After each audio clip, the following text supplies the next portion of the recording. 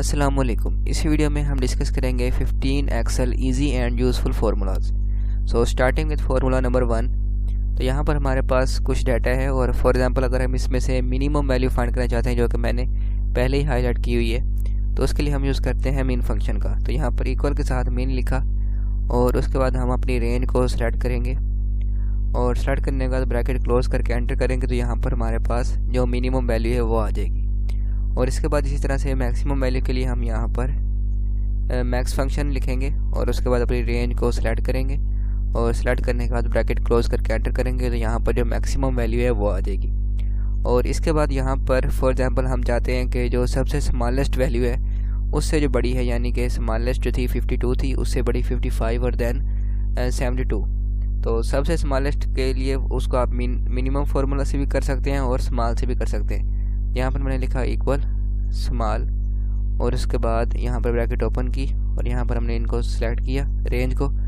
उसके बाद यहाँ पर इसमें स्मॉल और लार्ज के फंक्शन में रैंक का एक क्राइटेरिया आता है कि फॉर एग्जांपल हमें स्मॉलेस्ट चाहिए तो इसका जो क्राइटेरिया होगा 1 होगा। एंटर करते हैं, यहाँ पर स्मॉलेस्ट हमारे पास 52 आ गई।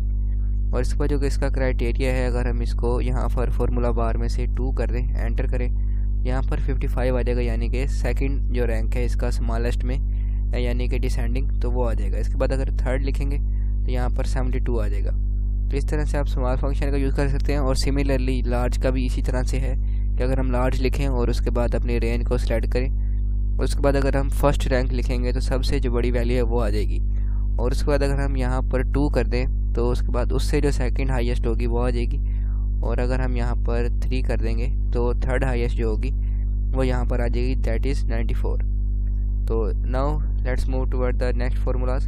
तो यहाँ पर मेरे पास यहाँ पर ये 9 टोटल सेल्स हैं और इसमें से हम डिफरेंट क्राइटेरिया के ज़रिए इनको काउंट करेंगे। फॉर एग्जांपल हम चाहते हैं कि हम इनमें से वो सेल्स काउंट करेंगे जिनके अंदर सिर्फ और सिर्फ प्योरली नंबर्स लिखे हुए हैं। तो इसके लिए हम यूज़ करते हैं काउंट का फंक्शन। तो हमने काउंट लिखा और उसके बाद ब्रैकेट ओपन की और उसके बाद इन 9 सेल्स को हम सेलेक्ट करेंगे और उसके बाद ब्रैकेट क्लोज करके एंटर करेंगे। तो यहाँ पर 7 ऐसे सेल्स हैं जिनमें सिर्फ और सिर्फ प्योरली नंबर्स हैं, यानी कि first, second, third, fourth, fifth, sixth and 7। तो 7 वो सेल हैं जिनमें सिर्फ नंबर्स हैं। अब इसमें क्योंकि टेक्स्ट भी था और नंबर भी था, इसलिए इसको उसने काउंट नहीं किया, क्योंकि ये जो काउंट का फंक्शन ये प्योरली नंबर्स को काउंट करता है।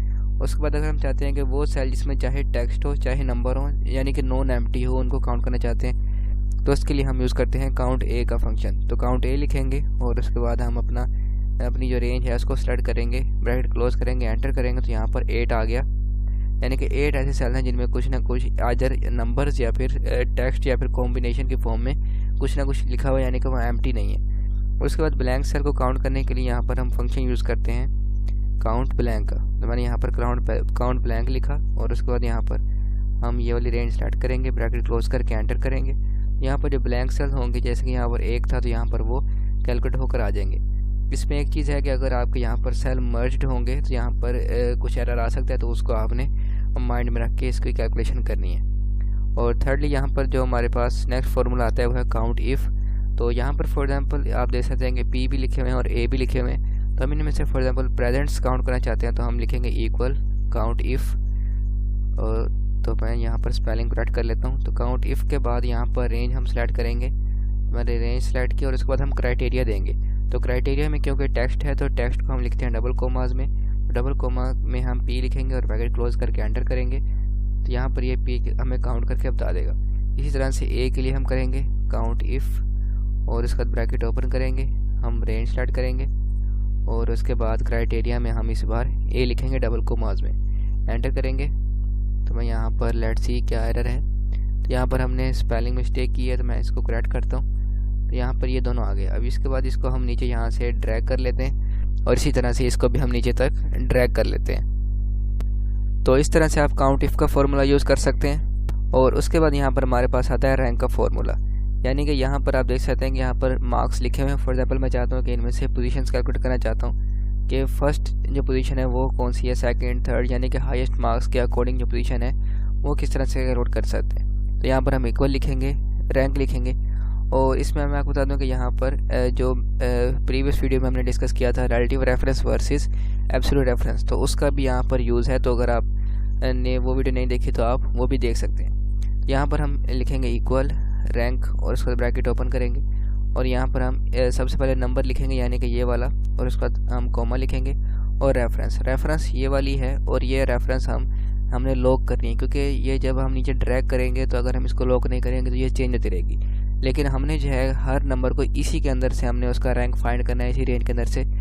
तो इसको हम यहाँ पर मैं पहले इसके ऊपर क्लिक करता हूँ और F4 की से मैं इसको लॉक कर दूँगा, और उसके बाद यहाँ पर मैं आऊँगा और इसको भी F4 की से मैं लॉक कर दूँगा। और ये जो रेफरेंस वाली सारा कॉन्सेप्ट है ये आप मेरी प्रीवियस वीडियो देखकर उसमें से सीख सकते हैं। तो यहाँ पर हमने इसको लॉक कर दिया, और उसके बाद थर्डली हमने ऑर्डर देना है, यानी कि असेंडिंग या डिसेंडिंग देंगे तो सबसे जो हाईएस्ट मार्क्स होंगे उसकी जो पोजीशन आएगी वो 1 आएगी। तो मैं यहाँ पर डिसेंडिंग दूंगा जो कि है 0 जिसको रिप्रेजेंट करता है, और उसके बाद ब्रैकेट क्लोज करके एंटर करूँगा तो यहाँ पर आप देखें इसकी 4th पोजीशन आ गई। इसके बाद मैं इसको नीचे तक ड्रैग करूँगा तो आप यहाँ पर देखें जो सबसे हाईएस्ट मार्क्स है उसके सामने 1st पोजीशन आ गई, और इस तरह से ये सारे जो पोजीशन है यहाँ पर कैलकुलेट हो चुकी हैं। और उसके बाद यहाँ पर ये हम डिस्कस करेंगे यहाँ पर कुछ फार्मूलाज के, जहाँ पर जैसे कि अपर केस में लिखा हुआ है तो इसको हम लोअर केस में करना चाहते हैं तो हम यूज़ करेंगे इक्वल और लोअर का फंक्शन यूज़ करेंगे, और इस टेक्स्ट को सेलेक्ट करके हम एंटर करेंगे तो यहाँ पर देखें ये लोअर केस में कन्वर्ट हो गया। अब ये लोअर केस में इसको हमें अपर केस में करना है तो यहाँ पर अपर लिखेंगे और यहाँ पर हम टेक्स्ट को सेलेक्ट करेंगे और ब्रैकेट क्लोज करके एंटर करेंगे तो ये अपर केस में आ जाएगा। और अगर फॉर एग्जांपल आप देखें हम इसको प्रॉपर केस में करना चाहते हैं कि फर्स्ट लेटर जो है वो कैपिटल हो जाए और बाकी सारे स्मॉल, तो उसके लिए हम इक्वल और प्रॉपर लिखेंगे यहाँ पर, और उसके बाद यहाँ पर हम इसको सेलेक्ट करेंगे और ब्रैकेट क्लोज करके एंटर करेंगे तो यहाँ पर देखें ये प्रॉपर केस में आ गया, या फिर MS वर्ड में इसको सेंटेंस केस भी कहा जाता है। उसके बाद नेक्स्ट फार्मूला है कॉन्कैटिनेट का, कि यहाँ पर जैसे कि 2 सेल्स में कुछ लिखा हुआ है और अगर हम इनको कंबाइन करना चाहते हैं तो इसके लिए हम यूज़ करते हैं कॉन्कैटिनेट फार्मूला। तो यहाँ पर हमने ये लिखा और उसके बाद टैब की प्रेस करेंगे तो ये ऑटो फिल हो जाएगा, और उसके बाद हम पहला टेक्स्ट सेलेक्ट करेंगे, उसके बाद दूसरा करेंगे। अगर आपके मज़ीद भी हैं तो आप उनको भी लिख के कर सकते हैं। ब्रैकेट क्लोज करके एंटर करेंगे, यहाँ पर ये दोनों नाम जो हैं इसने कंबाइन करके यहाँ पर दे दिए। अब फॉर एग्जांपल यहाँ पर हम जो है स्पेस चाहते हैं इन दोनों के दरमियान, तो हम कर सकते हैं कि यहाँ पर हम डबल कोमास के अंदर स्पेस दे देंगे और उसके बाद दोबारा कोमा एंटर करेंगे तो यहाँ पर दोनों नामों के दरमियान में स्पेस भी आ गई। तो यहाँ पर यह जो फार्मूला है मैं आपको फार्मूला बार में से दोबारा बता देता हूँ कि हमने पहला टेक्स्ट लिखा, दूसरा लिखा और उन दोनों के दरमियान में हमने डबल कोमास के अंदर स्पेस टाइप की, तो इन दोनों के अंदर स्पेस भी ऐड होगी। उसके बाद जो last but know the least जो फार्मूला है वो है ट्रिम, यानी कि कोई भी हमारे सेल हैं उसके अंदर एक्स्ट्रा स्पेसिस हैं, जैसे कि यहाँ पर इसके शुरू में है, इसके शुरू में है, तो जो एक्स्ट्रा स्पेसिस हैं उनको रिमूव करने के लिए हम यूज़ करते हैं ट्रिम का फार्मूला। तो यहाँ पर मैंने ट्रिम लिखा और उसके बाद मैंने ये वाला टेक्स्ट सेलेक्ट किया और ब्रैकेट क्लोज करके एंटर किया तो यहाँ पर स्पेसिस रिमूव हो गई। और इसी तरह अगर मैं इसको ड्रैग करता हूँ नीचे तो आप देख सकते हैं कि इन तमाम सेल्स की जो स्पेसिस हैं वो रिमूव हो चुकी हैं। तो ये थे एक्सेल के 15 ईजी एंड यूज़फुल फार्मूलाज। इस तरह की मज़ीद वीडियोज़ के लिए आप इस चैनल को सब्सक्राइब कर सकते हैं। I will see you in the next video.